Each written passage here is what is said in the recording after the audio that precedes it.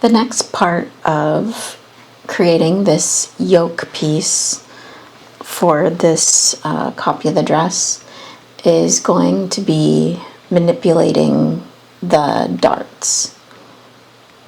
Trying to get to my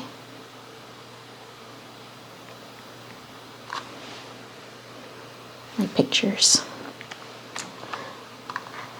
So for that, we're gonna sort of follow some of the instructions on this page 275 of the book, but we're gonna modify them a little bit to suit our particular style just a little bit better. So back over to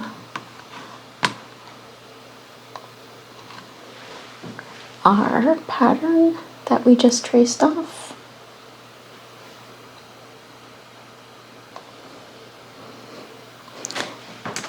So one of the first things we need to do is trace off our darts. Let me get you closer.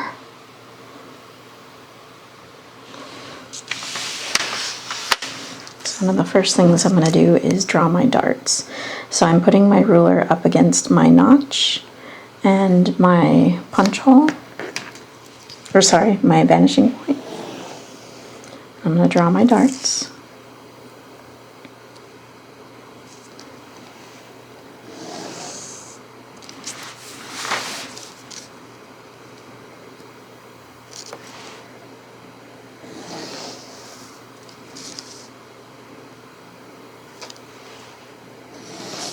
And then the other thing I'm going to do is I'm going to draw a line right through the center of my dart.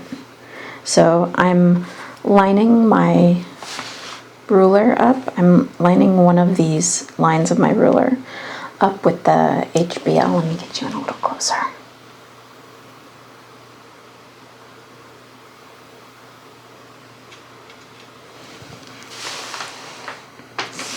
So one of these lines of my ruler, I'm lining it up with my HBL.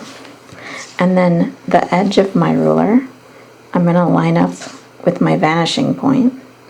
And then here at the top, I'm making sure that the 1/2 inch mark is on my notch, because my dart is a 1 inch wide.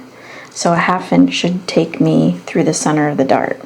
So with one of these lines lined up with my HBL, I should be square, with my ruler lined up to my vanishing point, and with my edge of my ruler a 1/2 inch from one of my dart notches, I should be right through the center of this back dart, and also perpendicular to the HBL. So I'm going to do the same thing with my other back dart. So one line aligned with the HBL, the edge of my ruler aligned with the vanishing point, and the 1/2 inch mark on my ruler aligned with one of the dart notches, and then I'll draw a line right through the middle of that dart. And then I'm going to do the same with my front darts.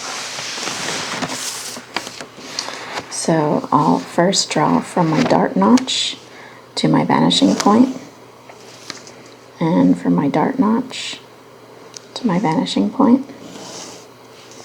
And then I'm gonna use the smaller increments on the top of my ruler, because this dart is 5/8 of an inch wide, so half of it will be 5/16.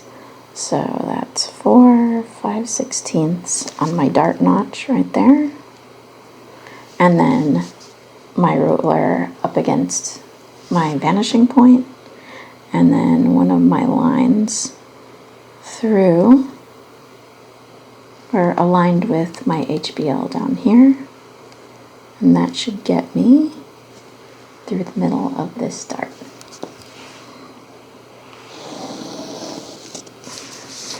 That doesn't look right, so let's check it.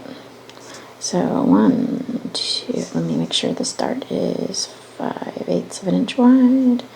No, this dart is not 5/8 of an inch wide. These darts are 1/2 inch wide. So the my semester, whatever form I used when I was making this block. My darts were a little bit different, so that makes it easier.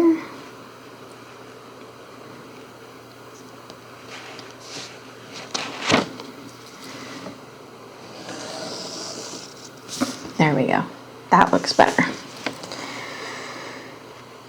And okay, so through the middle of the dart up here, through the vanishing point here, and then make sure that I am also aligned with the HBL here. And that should get me through the middle of the dart. Also, gotta draw that dart.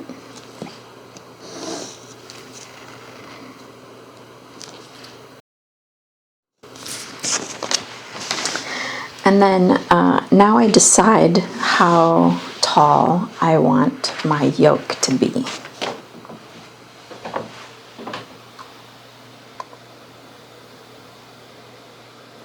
So let's switch back to maybe our book. So the book shows the yoke at 5 inches, which seems fine. We can do that. So we'll go ahead and come back here and we'll measure down from our center front 5 inches.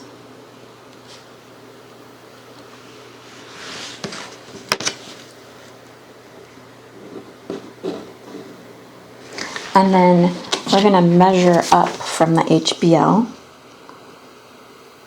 So that looks like it's 3 1/16. So I'll just, whatever the distance, so I come down 5 inches and then I measure up from the HBL to that mark. And whatever this distance is, I want to keep it the same going all the way across to the back of the skirt, which could very well mean, depending on the shape of the body and that for which you made this block, this could very well mean that the distance from center back waist to the bottom of the yoke is not going to be the same.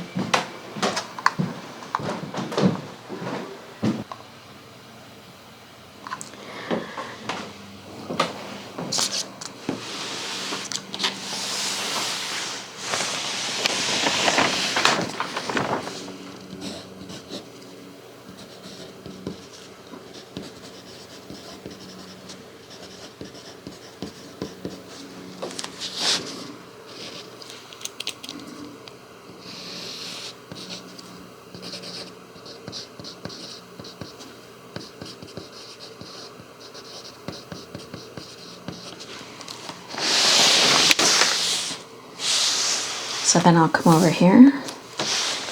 I can make several marks actually. So 3 1/16, and then 3 1/16, and then on the side seams 3 1/16.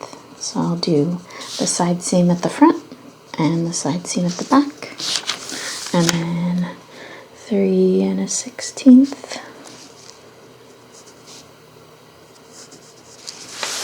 And then 3 1/16 at center back.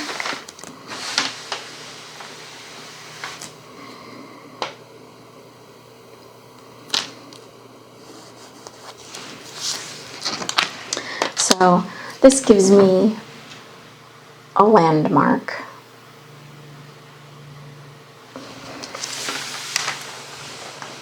for where my yoke is going to be. And I'll have to true it up after I manipulate the darts out, but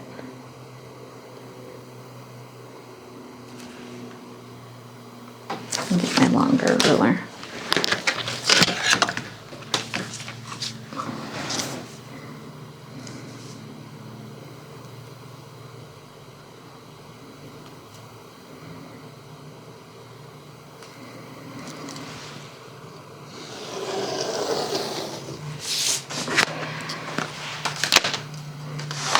So now I'm just going to double check.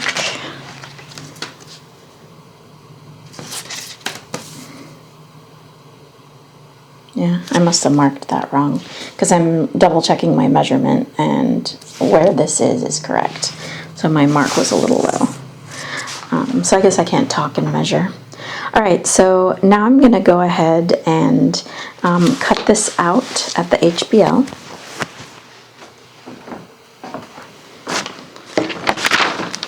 So I'll cut along the HBL.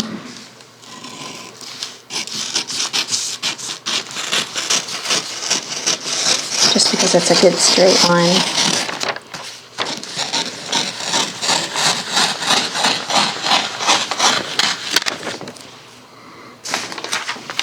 And then I'll cut along the center front.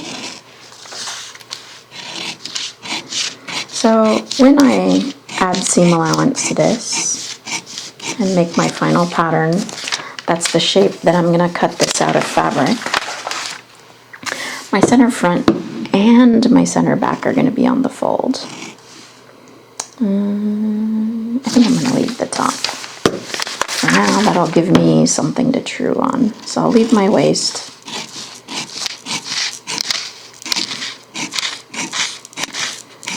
Cut along the side seam.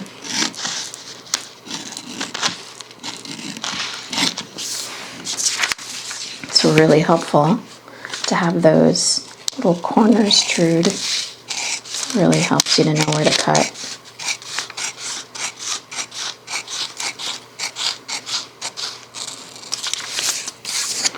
And then I'll cut along my center back.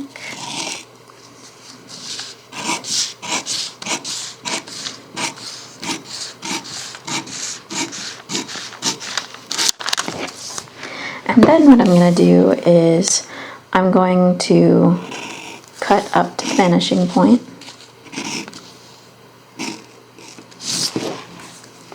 Now I could do this with pivotal transfer as well. I just feel like it's easier for you to see if I do this with slash and spread. I'm going to come down closer actually. So I cut right up to the vanishing point, but not through it. And then again, I think it would be easier for you to see if I just cut the dart out. So on the first one, I'll just cut the dart out. I usually don't cut the dart out because it makes this a super weak point that can fall apart. So this is just one way to see this. So if I pull this dart out, and then I just bring these two dart legs together, like I'm closing the dart, and then it opens up down there. Let me turn it this way so more of it fits.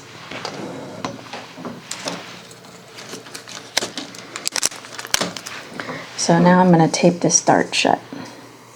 So I'm going to put my finger on the vanishing point. Pull this out of the way so you can kind of see that this is opening up. So it's kind of like the dart pivoted down there. So close this dart, and I want it closed exactly. I don't want any overlap or gap.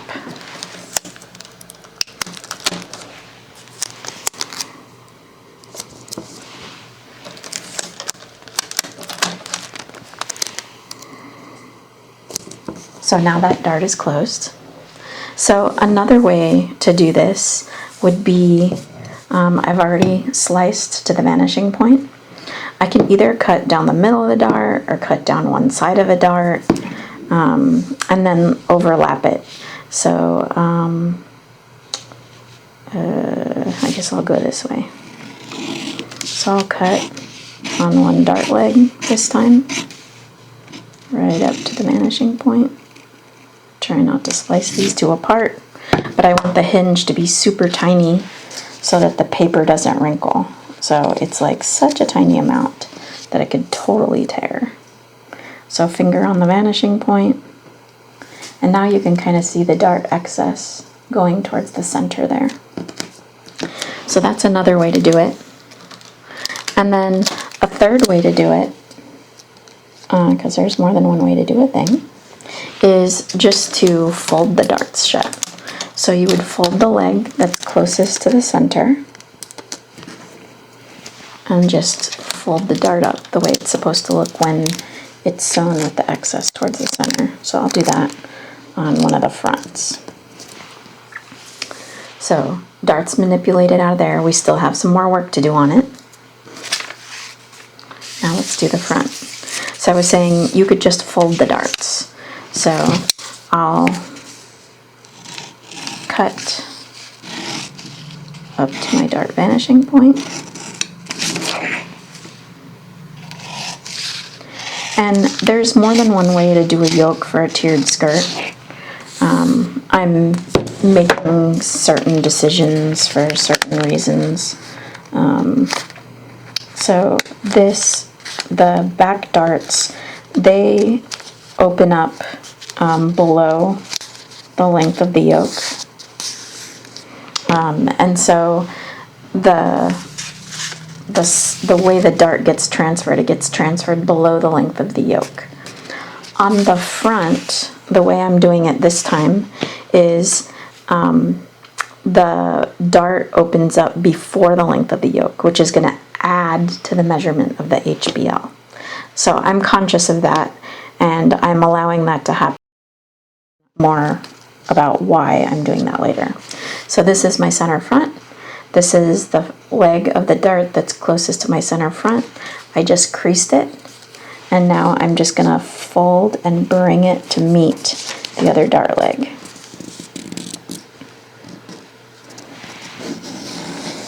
And then I'll tape that shut.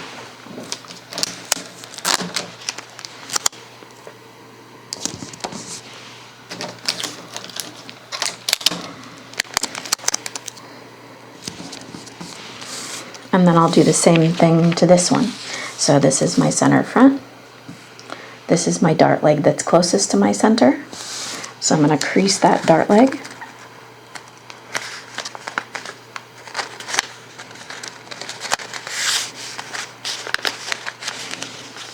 And then I'm going to bring those dart legs together to close this dart.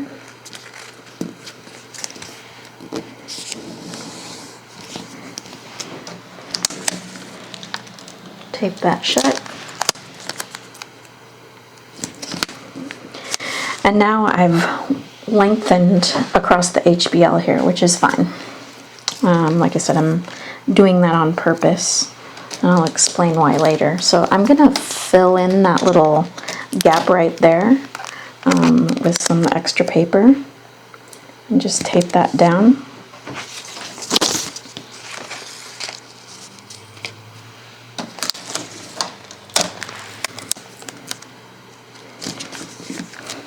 And then when I tape stuff, I usually tape it from the back too.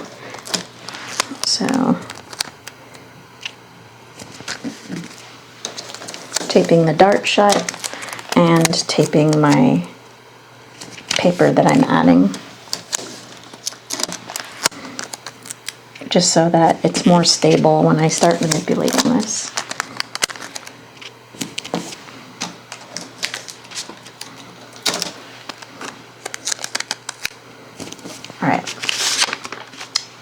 So now I just need to smooth out the curve of the yoke where the dart got manipulated. So I'll grab a curve. I could grab a French curve or a hip curve or a variform curve because it's going to be very mellow. But when you do this, you want the straighter part of your curve to be aiming towards the center and the curvy part of the curve to be aiming towards the side seam. So I'm just going to take a curve and I'm just going to nestle it so that it's not really changing the length this way, but it's just smoothing out the shape of the curve so it still looks, it doesn't look angular. And then I'm going to do the same thing on the back. So it got a little pointy right here and right here. So I'm just gonna, again, put the straight part of my curve towards the center and the curvy part of my curve towards my side seam. And then just shift the curve. So it looks like I might have to shift this twice. So smooth out the curve on this dart, and then come over here and smooth out the curve on this dart. It's really subtle, but it makes a difference.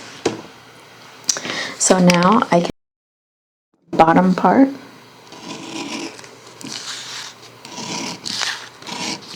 of my yoke.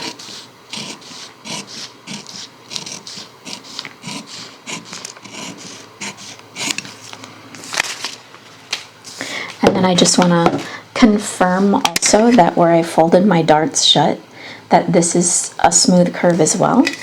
So again, straight part of my curve towards my center, curvy part of my curve towards the side seam, and I'll just figure out where to nestle my curve in here so that I can just smooth this out.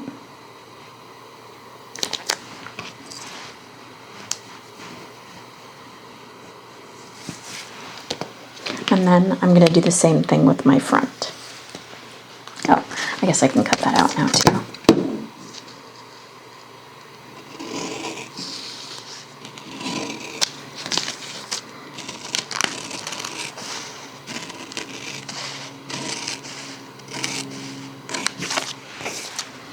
So there's my back yoke piece. And then here's my front yoke. I've already smoothed out my curve at the bottom, so I can go ahead and cut that out.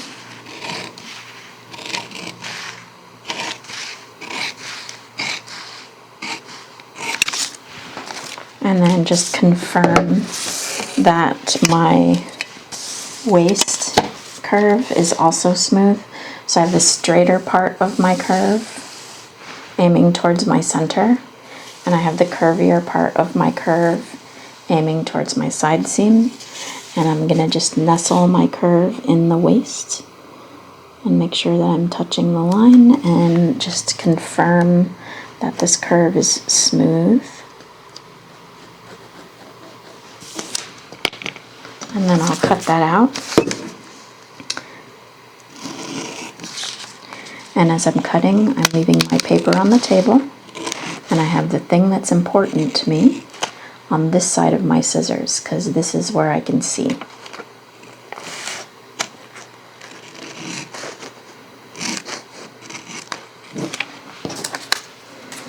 All right. So normally, so I'm going to have a pocket in the side seam here. So this is my center back, and this is the side seam, and this is the side seam, and this is my center front. Normally, we have an inch away from the seam for the pocket notch, pocket opening notch, and then from the bottom, we have an inch away, or then we have a, what do you call it, a 5-inch pocket opening. So this is 5 inches.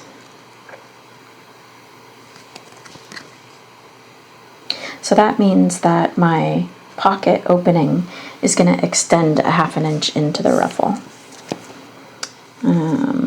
So I could make this distance where it's closed for the pocket, I could make it a little smaller.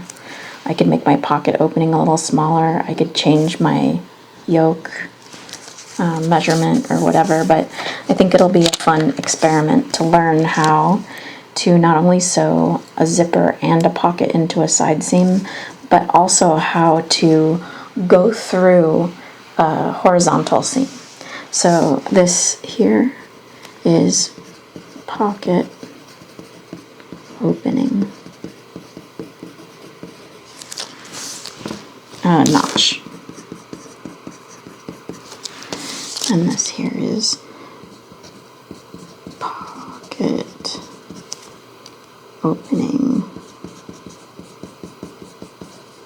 notch.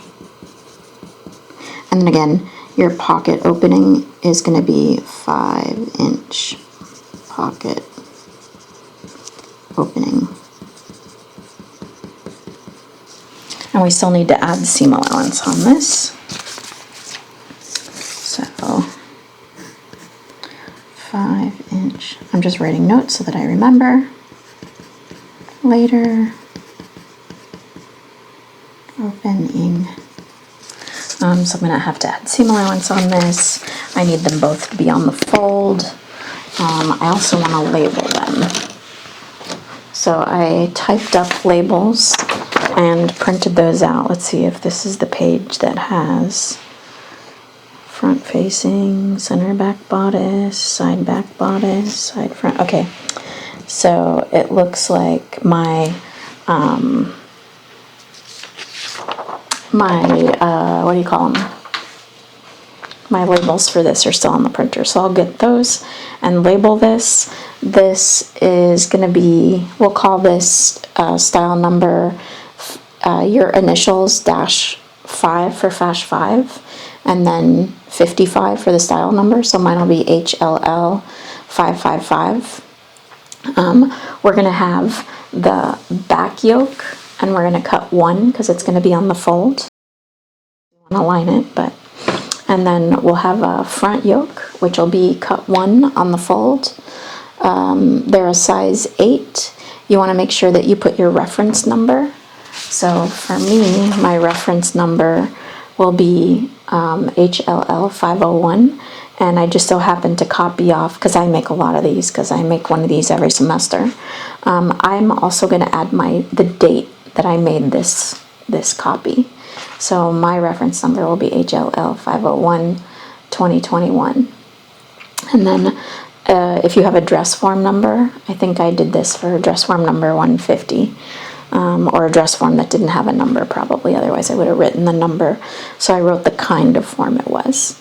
So my block is seamless, but my style is going to be made out of self fabric, and we'll have to give this a style name.